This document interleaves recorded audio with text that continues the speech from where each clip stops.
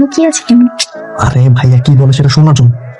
ছি, তুই ছোট ভাই হয়ে বড় ভাই বাসা করে এইসব শুনবো তোমার ইচ্ছা করে না? পাগল নাকি সারা রাত এখানে থাকবো? তুমি কিন্তু এখন থেকে এবারের বড় বউ, তোমার কিন্তু অনেক দায়িত্ব।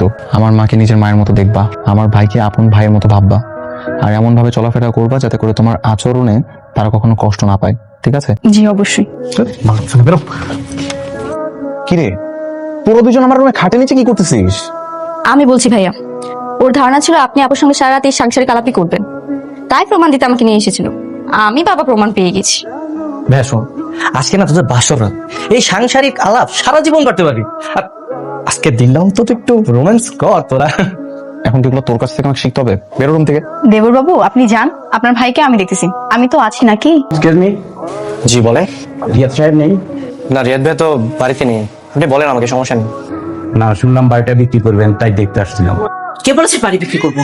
আপনাদের তো অনেক টাকা লোন নেওয়া আছে, সুদের পরিমাণও এত বাড়ছে যে আপনারা দিতে পারছেন না। সুতরাং ব্যাংক তো নিলামে উঠাবে আপনাদের বাড়ি, তার চেয়ে ভালো বিক্রি করে দিন। আমাদের সমস্যা আমরা মেটাবো, আমরা বাড়ি বিক্রি করব না। আপনি এখন আসতে পারেন। আপনারা যা ভালো মনে করেন। মা, কত টাকা লোন? 20 লক্ষ টাকা। এত টাকা লোন নিয়েছিলেন কেন? মাগো, তোমার শ্বশুর যখন মারা যান তখন ওরা খুব ছোট ছোট ছিল। এই বাড়িটা ছাড়া কোনো টাকা পয়সা ছিল না। ওদের বড় করা, ওদের লেখাপড়া, এই সংসার চালানো, আমার চিকিৎসা, আমি খুব হিমশিম খাচ্ছিলাম মা।